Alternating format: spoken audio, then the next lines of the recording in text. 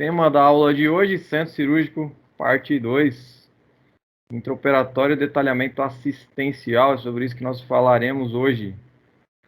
E quando eu estou falando de detalhamento assistencial, eu vou detalhar de uma forma bem abrangente. Já aproveito esse início para agradecer de novo a professora Suelen, que gentilmente forneceu material para essa aula poder dar uma sequência lógica. Eu implementei um design e vamos dar sequência. O que é o período trans ou intraoperatório? Tá? Tem esse termo, é trans e intraoperatório. Ele vai compreender desde o momento que o paciente é recebido na unidade de centro cirúrgico. Então, chegou no centro cirúrgico, na aula passada vocês viram pré. Até ele sair, a gente considera período trans ou intraoperatório. E esse período transoperatório, recepção do paciente no centro cirúrgico e intraoperatório. Então, a gente vai fazer essas divisões, recebi o paciente e comecei ali a introduzi-lo ao procedimento. Primeiro entra a fase de degermação, tá? Degermação das mãos, dos antebraços. Para efeitos de antisepsia, a mão e o antebraço são divididos em dois territórios. O primeiro território é mão e punho, que a gente chama de área mais nobre devido ao contato direto, então ele tem que ter um reforço bem importante. E o antebraço até o cotovelo, tá? Então, a duração desse procedimento para a gente é de 3 a 5 minutos para a primeira cirurgia e de 2 a 3 minutos para as cirurgias subsequentes, tá bom? A gente precisa ter esse cuidado aí para fazer certinho essa degermação. Então, observem passo a passo como é feito. Olha primeiro a lavagem de mãos clássica que vocês estão acostumados a fazer.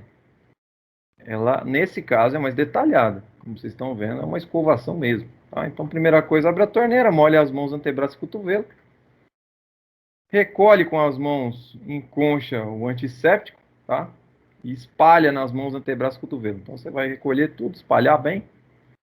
No caso de escova impregnada com antisséptico, pressione a parte da esponja contra a pele. Então, você vai ter que apertar um pouco, tá? Para tirar ali o antisséptico que está contido na esponja. Detalhe, a própria esponja já tem o antisséptico, né, inserido nela, tá? E aí você espalha por essas partes contra a pele de uma maneira a friccionar. Claro que não para se machucar, mas para garantir uma boa antisepsia. Limpa sob as unhas com as cerdas e escovas ou com um limpador de unhas. Tem que limpar bem as unhas. Tá? E aí você continua friccionando as mãos e observando espaços interdigitais. Olha entre os dedos. Tá? E o antebraço por no mínimo 3 a 5 minutos, mantendo as mãos acima dos cotovelos. Então você vai manter sempre aquela mão erguida, tá? Fazendo esses movimentos. Terminou de fazer isso por esse tempo determinado, você enxágua as mãos na água corrente e vai retirando todo o resíduo, olha tudo em volta da sua mão. Você fecha a torneira com o cotovelo, joelho ou pés, dependendo do tipo de torneira que tem no centro cirúrgico onde você for trabalhar. Tá? Tem torneiras centro cirúrgico que tem pedal, outras fecham no cotovelo, enfim. Tá? Outras têm o fotossensor, que é aquele sensor de luz que ele funciona quando você corta, né, a luz ficando de frente com ele. Então, dependendo de onde você está trabalhando, a modernidade, o equipamento, é que você vai tá ali usando essa torneira da melhor maneira. Você vai enxugar as mãos em toalha ou compressa estéreo, que vai estar ali disponível para você. Você inicia pelas mãos, seguindo até o antebraço e cotovelo, sempre numa ordem de cima para baixo, do distal para o proximal. Tá? Então, essa é uma ordem que a gente obedece quando a gente vai entender o que são os princípios da antisepsia. Sempre do distal para o proximal, do longe para o perto. Tá bom? Ou de cima para baixo. E a gente vai ter que atentar para utilizar diferentes dobras da toalha, não usar a mesma, tá? Para não pegar a mesma passada que você deu de um lado e que já estava ali, praticamente teve contato, você passar no lado contrário para não fazer contato novamente. Certo? Então, basicamente, esse é o procedimento. Alguns lembretes, tá? Retirar anéis, pulseiras, relógios. NR32, norma regulamentadora, é clara. Tá? A gente tem que tirar os adornos, tá bom? Nunca usar unhas artificiais, não tem como, tá? Manter as unhas curtas e os esmaltes íntegros. Se for usar esmalte, tem que ser esmalte íntegro, sem nenhuma fissura, sem nenhuma rachadura, porque a gente sabe que isso pode ter ali um aporte de colonização bacteriana ou de outros micro-organismos. Você vai comunicar a chefia do setor em caso de doença periungueal, se tiver uma doença nas unhas, qualquer coisa do tipo, você vai comunicar. E aí o encaminhamento é dado conforme protocolo. O uso de hidratante é sempre estimulado, tá? Porque você acaba ficando com as mãos ressecadas de tanto ficar fazendo essas lavagens. Então, é preciso se cuidar também. O uso de luvas nunca substitui a higienização das mãos. Tem que ficar claro isso, tá? Então, mesmo que você vá usar luva, você higieniza as mãos. Não utiliza qualquer outra escova a não ser a própria ali que está disponível, tá? E a técnica de preparo cirúrgico das mãos através de fricção com solução alcoólica é válida na literatura. Tem lugares que usam a solução alcoólica, a literatura admite isso e o centro cirúrgico implementa. Tem lugares que o protocolo não vai seguir esse parâmetro e você segue o parâmetro que está instituído segundo o local que você atua. Então, depois que você faz a degermação, é hora de vestir a sua roupa. Tá? É hora de vestir seus equipamentos de proteção. A paramentação cirúrgica é um processo específico e ele é padronizado, tá? E envolve algumas técnicas de degermar as mãos, vestir o avental, tá? Esterilizar, aliás, manter o calçamento de luvas estéreis, tá? Após o término da escovação, a equipe vai se encaminhar, vai ir até uma sala de cirurgia com os antebraços fletidos. Então fica aquele movimento fletido e vai até o local. E mantém esses braços afastados do corpo, tá? Para não contaminar o braço tudo de novo. E na sala de cirurgia já estará aberto o LEP, né? Chamado do pacote contendo campos aventais, estéreis, enfim, vai estar ali todo o seu aparato que vai ser usado. Cada avental possui no seu interior uma compressa, tá? Então, isso também faz parte da maneira com que você vai fazer ali sua paramentação. As etapas da paramentação, elas seguem uma sequência, né? Que a gente vai ver de forma teórica. O ideal é ver como se faz isso na prática, obviamente. Mas, de qualquer forma, nós temos aqui algumas figuras para a gente entender, tá? Então, usa-se a primeira compressa para secar as mãos. Tá ali envolto no material. Isso vai ser iniciado pelos dedos, palma, dorso, então, obedecendo a ordem que a gente chama de ordem antisséptica, que é do distal para o proximal, tá? Então você começa lá na ponta dos dedos e chega até o antebraço. Vira-se a compressa para o lado oposto, né? Terminou de fazer um lado, você vira ela e vai secar a outra mão. Feito isso, você vai desprezar a compressa no hamper e vai iniciar a colocação desse avental cirúrgico que estava ali para você. Você segura o avental pela parte superior, tá? Você vai levantar ele com os dedos indicador e polegar de cada mão. Então você vai pinçar ele com o seu polegar e indicador. Assim. É uma coisa delicada para que você não contamine em lugar nenhum. E presta atenção à sua volta para você não encostar isso em ninguém a princípio, tá bom? Principalmente a parte interna.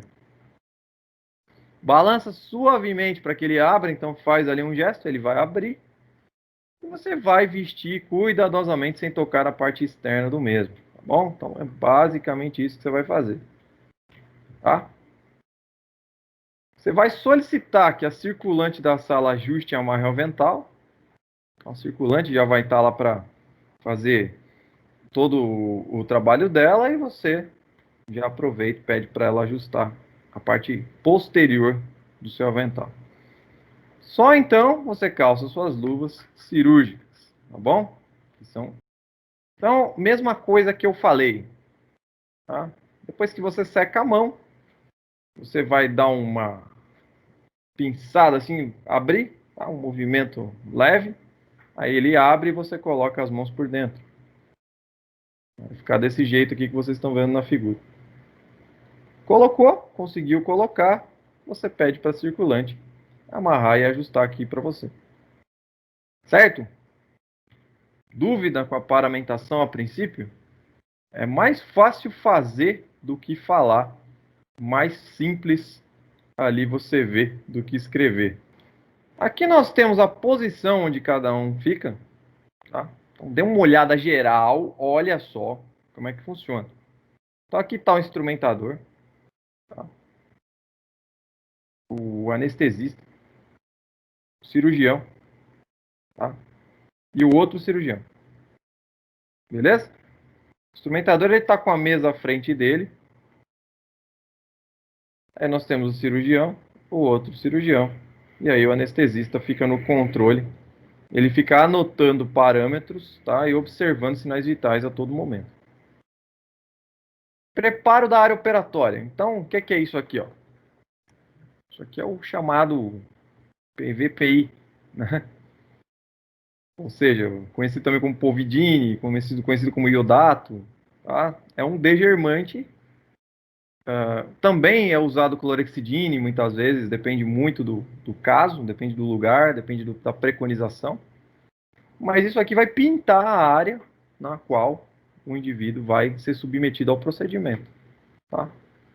Por exemplo, como vocês estão vendo nessa imagem aqui, todo o abdômen do indivíduo. Certo? Colocação dos campos. Então, você fez toda a marcação do local ali, o degermante. Então, fez a antisepsia. Né? Então, após isso, você vai começar a colocar os campos operatórios. Então, o instrumentador entrega ao cirurgião dos campos maiores. E este campo é desdobrado, tá? Nas duas extremidades, sendo uma segura pelo cirurgião e outra pelo auxiliar. E é colocado sobre as pernas do paciente. Beleza? Então fechou aquela parte dos membros inferiores. O segundo campo será colocado na parte superior do abdômen. Tá? Da mesma forma do primeiro, vai fazer o desdobramento, sendo que as suas extremidades vão ser entregues ao anestesista, ou ao circulante, no caso. O circulante ele é da equipe de enfermagem, nesse caso. Ele vai constituir uma forma de barraca isolando a equipe cirúrgica do anestesista. Tá? Então, a gente faz isso muitas vezes para que nada ocorra que vá atingir o anestesista, porque o anestesista precisa estar em movimento. Tá? Ele não vai ficar igual os cirurgiões que estão presentes na mesa, que vão ficar só ali dedicados ali.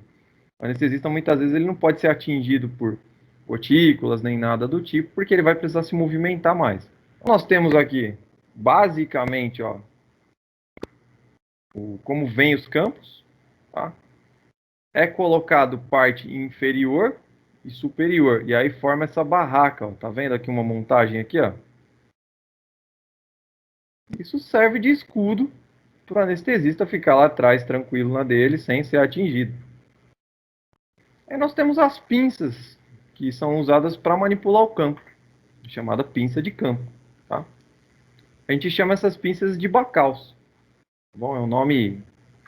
A maioria que vocês vão ver, gente, são metalurgias de nome alemão. Tá? Então, tem esse nome aí, ó, bacaus. Beleza? Pinça de campo destina-se à fixação dos campos cirúrgicos. Portanto, o mais conhecido e usado é o bacaus. Beleza? Está aqui na tela. Aí vem a colocação dos campos, né? A seguir serão colocados dois campos menores, cobrindo as laterais do paciente. Então, depois que você fez todo aquele processo, fez lá a barraca, ali protegeu, né? Você conseguiu fazer ali um campo bem colocado, amplo, você vai fazer os campos menores específicos. Após a colocação desses campos, eles vão ser fixados com as pinças bacaus. Tá? Por quê? Porque a gente não toca mais com a mão. Entenderam? A gente toca com a pinça que está esterilizada. O passo seguinte vai ser fixar a caneta do bisturi elétrico e a borracha do aspirador nos campos do paciente. Então, isso é feito também com as pinças. A gente manipula tudo com as pinças, para não tocar nossas mãos de forma alguma nesses campos. Para pequenas operações, a gente usa os campos menores de tamanhos variáveis, né? E esses campos têm um orifício no centro, né? É através do qual vai ser realizado o procedimento. A gente chama isso de campo fenestrado. Campo fenestrado, para a gente da enfermagem, é muito comum também para fazer alguns curativos estéreis. Então, olha só como é que manipula os campos com a pinça Bacalhau. Estão vendo? E aí ela tem uma espécie de facilidade de fixação, ela tem um peso, ela consegue, tá vendo? Isso aqui é um ajuste, ó, de fixação. Então você pega ali as coberturas, né? E vai colocando, deixando só o local da cirurgia, que vai ser feita a cirurgia, onde foi, né, pintado amplamente ó, com degermação. Aí você vai ficar deixando ali uma pequena exposição no local. Aí tem um vídeo recomendado lá no YouTube. Eu vou pegar, eu vou mandar o link para vocês, ou vou deixar no card, tá? Andando com o conteúdo, montagem da mesa cirúrgica, tá? Depois que vocês aprendem basicamente como é que a gente faz o preparo e como é que a gente monta a mesa, tá? Então, quando está paramentado, o instrumentador ele já pode montar as mesas de instrumentação e a mesa auxiliar móvel, chamada também de mesa de Maio, tá? Tem gente que gosta de puxar para o inglês, usa isso como mail, mas você pode dizer também mesa de maio, beleza?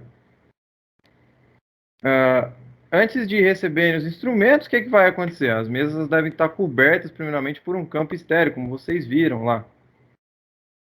Nós apresentamos essa ideia, tá? Na imagem que foi exibida. Esse campo também ele deve ser impermeável e de material plástico, tá bom? Em seguida, o auxiliar ele vai abrir as caixas do instrumental, né, onde vai ter a cobertura externa que não é estéreo. Tá bom? Então, você tem uma cobertura estéreo primeiro e uma externa que não é estéreo.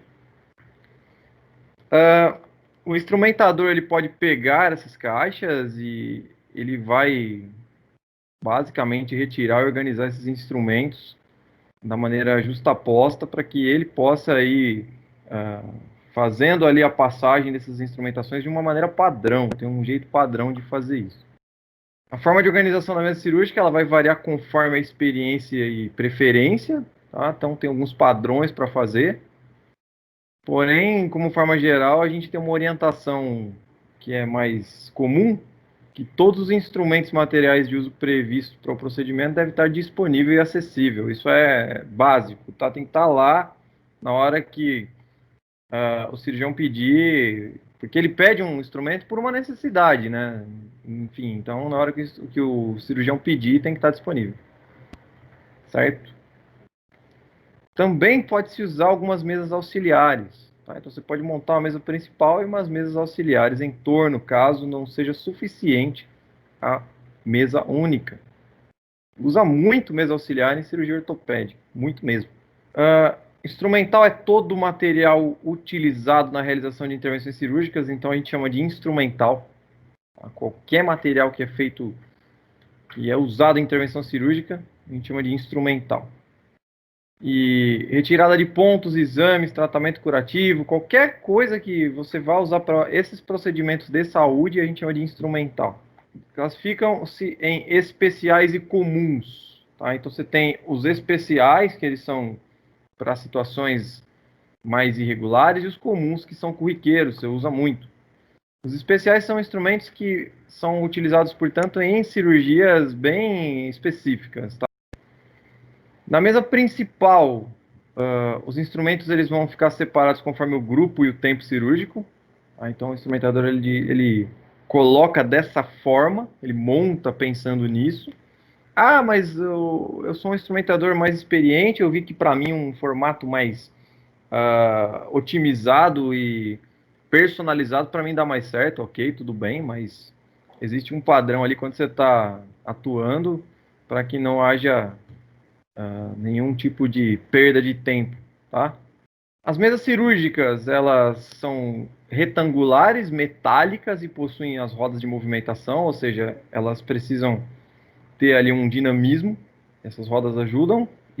alguns tipos de mesa. Nós temos a principal, a auxiliar simples e a auxiliar de maio. E aí nós temos aí essas imagens para demonstração, tá bom? Notem que todas elas têm freio nas rodinhas aí para que você trave e não deixe ali elas se deslocarem sem necessidade. O deslocamento é só para você conduzi-las melhor. O cirurgião fica de um lado, basicamente, tá? Sempre oposto a um instrumentador ali. Nós temos ali toda a circundação. A montagem da mesa cirúrgica. Então, nós temos alguns acessórios que vão ser usados na mesa cirúrgica. Como, por exemplo, vai ter que ter a cuba rim, tá? A cuba redonda, caneta de bisturi. E, basicamente, esse é um aparelho que vai ser usado tanto para corte como coagulação dos tecidos, tá? Então, ele tem corrente de alta frequência e ele é aplicado por eletrodos de forma diversa, né? Ou seja, é eletricidade conduinte, tá? Então é algo que oferece um certo risco, tem que saber manipular e mexer.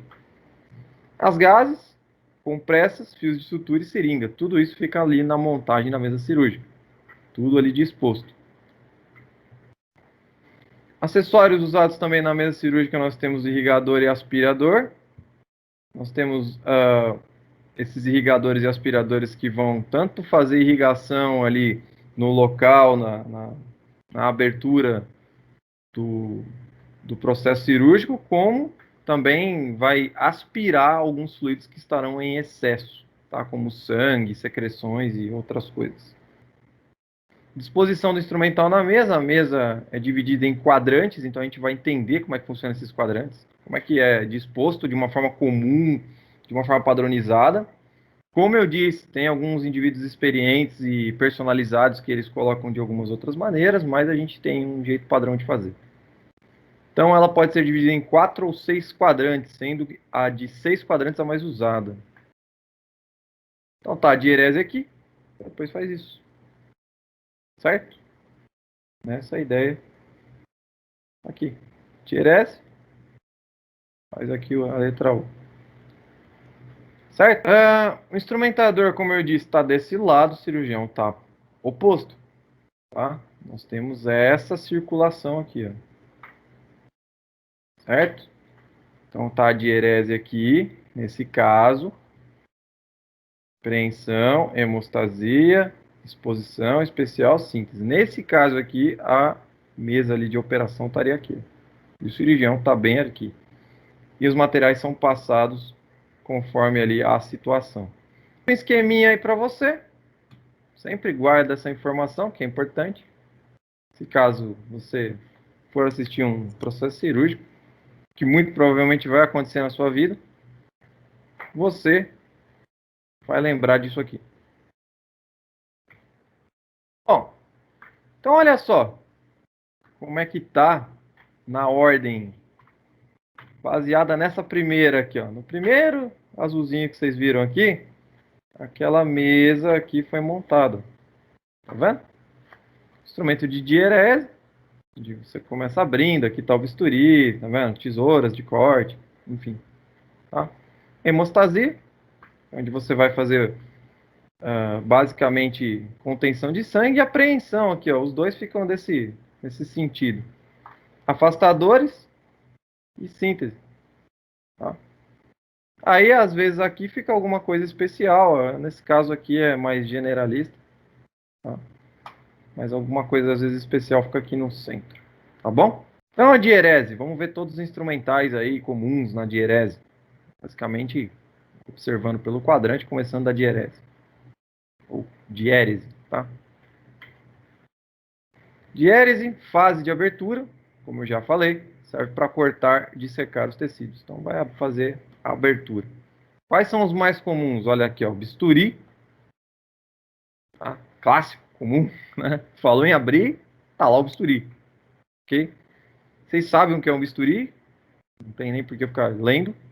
Tesoura Metzenbaum, olha como fala isso, ó, Metzenbaum, tá? Usada para corte de tecidos, então uma tesoura considerada assim bem afiada, precisa, tá bom? E a tesoura de Mayo, usada para cortar fios de sutura, gás e outros materiais. Então essa é para cortar tecido e essa aqui é para cortar material. De hélice no primeiro quadrante aqui nós temos aqui, portanto, bisturi convencional, que tem cabo reto, lâmina descartável, tem empunhadura, arco de violino, tem também lápis e caneta. Aqui o cabo do bisturi e as lâminas possíveis, tá? Cada uma que vocês estão vendo aqui fazem especificamente cortes maiores, menores, mais precisos, tá? Nós temos aí o cabo número 3, lâmina que vai entrar lâmina menor, desde o número 10 até o 15, e o cabo número 4, que vai entrar de lâminas do número 20 ao 25. Beleza? Então, empunhadeira em caneta, tá? É assim que chama, empunhadeira em caneta, porque você pega igual uma caneta. Pega assim. Ou empunhadeira em arco de violino, que você vai pegar igual um arco de violino. Ou seja, depende da maneira que você segura e usa, com a precisão, você tem um tipo de empunhadeira.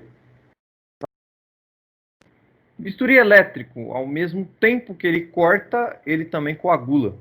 Essa é a ideia, tá? Então, a princípio, quando vocês forem no centro cirúrgico, sem sentir um cheirinho ali de churrasquinho, não, brincadeira. Um cheirinho de carne queimada ali, um cheiro de coisas que foram cauterizadas, tá? É por isso que tem esse cheiro, beleza?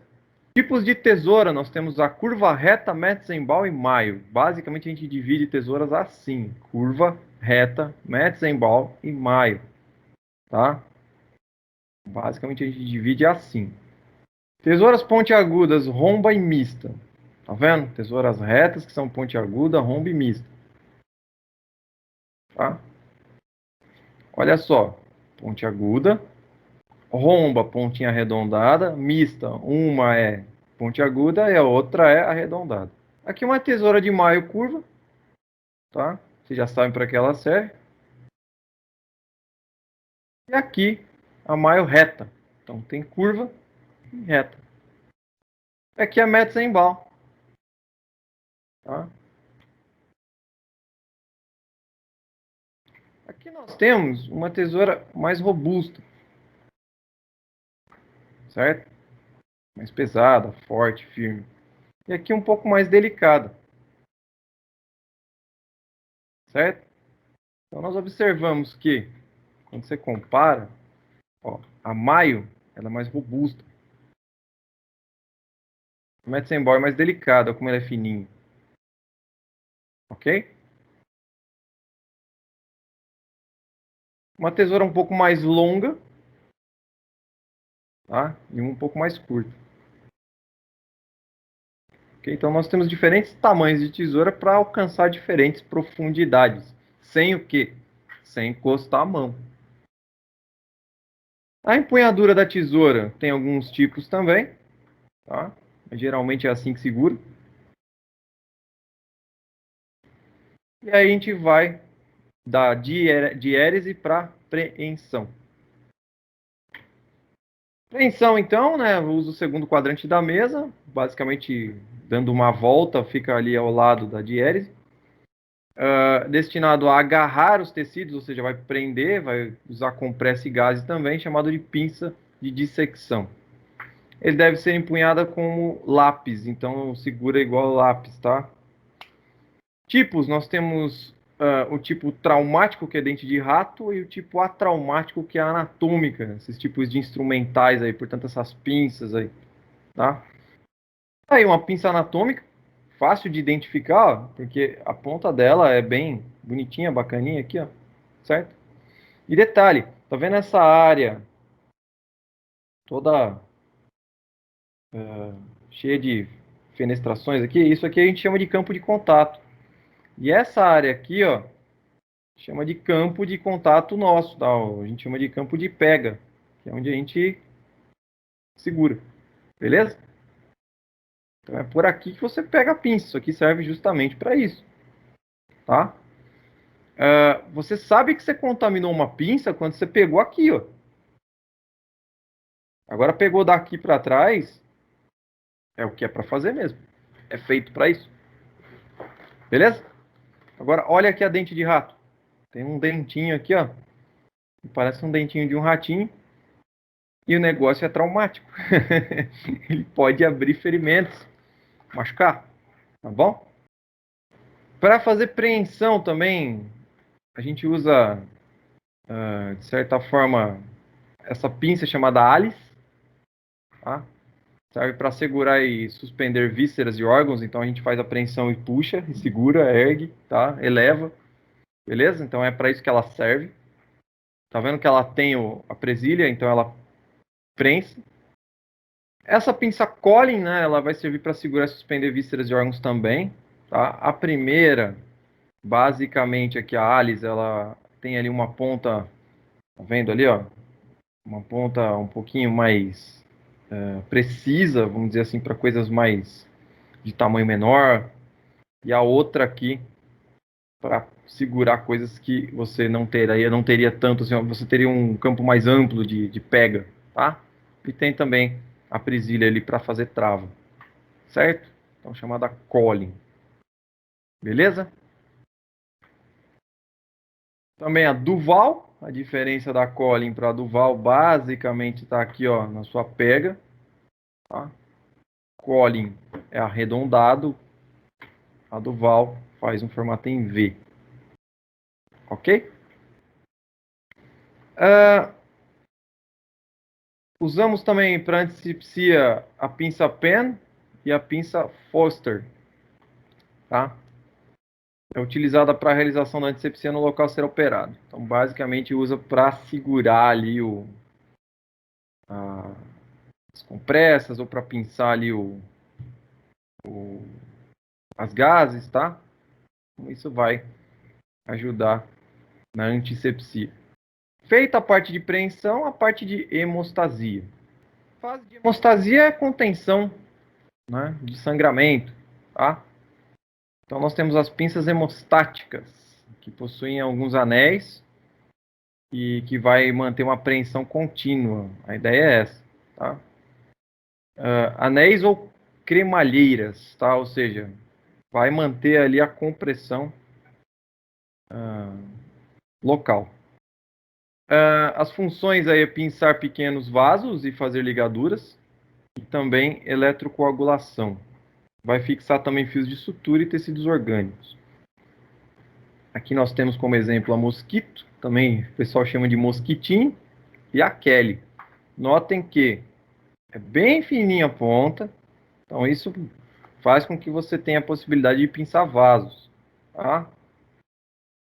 Obviamente, quando eu falo de vaso, eu estou falando de veias importantes, artérias que suportam a apreensão. Não vou falar que são vasos superficiais e simples, não. São vasos de maior profundidade, portanto, de maior calibre.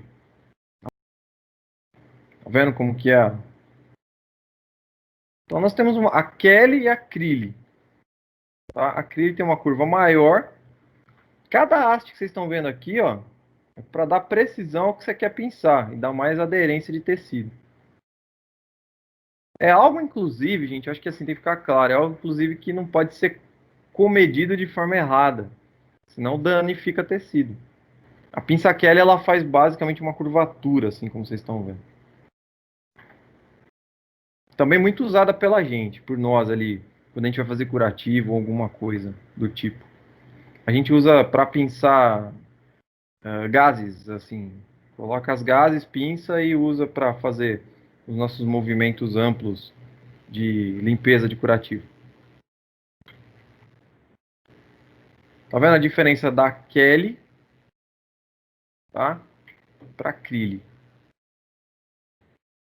Rochester, ou Rochester, o pessoal chama essa pinça, tá? Essa tem presilhamento aqui. E ela é reta. Tá? É a mesma ideia do pinçamento da acrílico e da Kelly, só que ela é reta. A Kosher, tá? Pinça Kosher ou Cocker, você pode chamar das duas formas. Costuma ser grande, longa, reta e faz um pinçamento mais distante, tá bom? Você compara, por exemplo, a Rochester com a Kosher, a Rochester tem ali uma porcentagem de tamanho de área de pinçamento ampla e a Kosher tem uma área de pinçamento não tão ampla assim, para tentar fixar as coisas mais na sua ponta. Esse nome Monaghan, tá? Ou Monaghan, também o pessoal chama assim. Enfim, tem gente que só fala Mona, que era pinça Mona, o pessoal sabe. Mas Monaghan é um nome um pouco incomum para a gente falar, então o pessoal chama de pinça Mona muitas vezes, tá? Nota que é mais focado ainda na ponta dela. E a Mixter, mesma ideia, tá? Com a sua ponta sendo o foco, fazendo uma curva um pouco maior aqui, portanto. Certo? Lembrando, a ideia de quanto maior, mais comprimento, maior a profundidade a ser atingida. Tendo diminuição, portanto, do contato com a mão do indivíduo que manipula. Ok? Então, a ideia desse tipo de instrumental é manipular de longe. O que nós temos visto hoje em dia? Nós temos visto hoje em dia as cirurgias por vídeo, que tem esses instrumentais, basicamente trocáveis aí, fazendo essas funções, que antigamente, quando não tinha vídeo, essas funções eram todas feitas com pensamentos diversos, tá? Hoje, as cirurgias com vídeo, elas são bem promissoras para ir diminuindo as trocas de instrumentais. Só dando esse parecer, para que se alguém depois for ver uma cirurgia com vídeo e falar, caramba, eu não vi metade do que estava exposto na mesa, que eu aprendi, não estranhe. Então tá aí a diferença na curvatura entre a Mona e a Mixter. Beleza?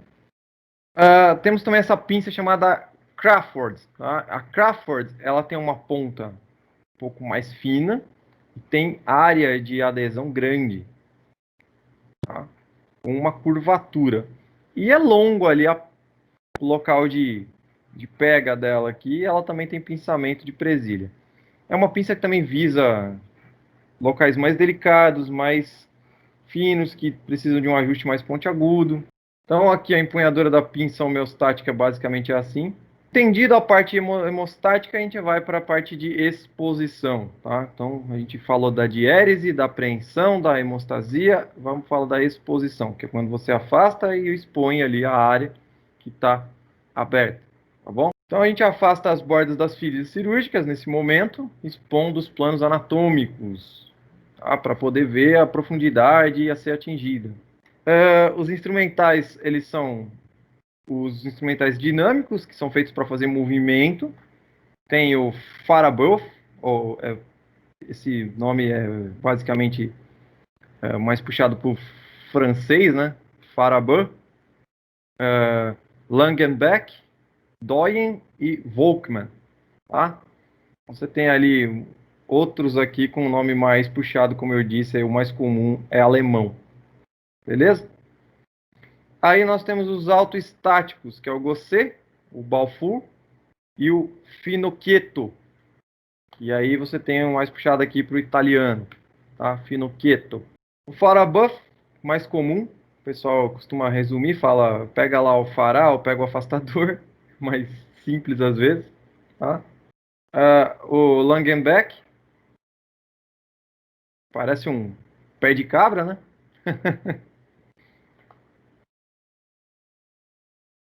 O Doyen, usa para movimentos ali, muitas vezes de afastamento até ósseo. Então tudo depende da anatomia ser utilizada o instrumental. O Volkmann parece uma garra. E o afastador autoestático vai servir para afastar os tecidos abertos. Aí você vai fazendo ajuste.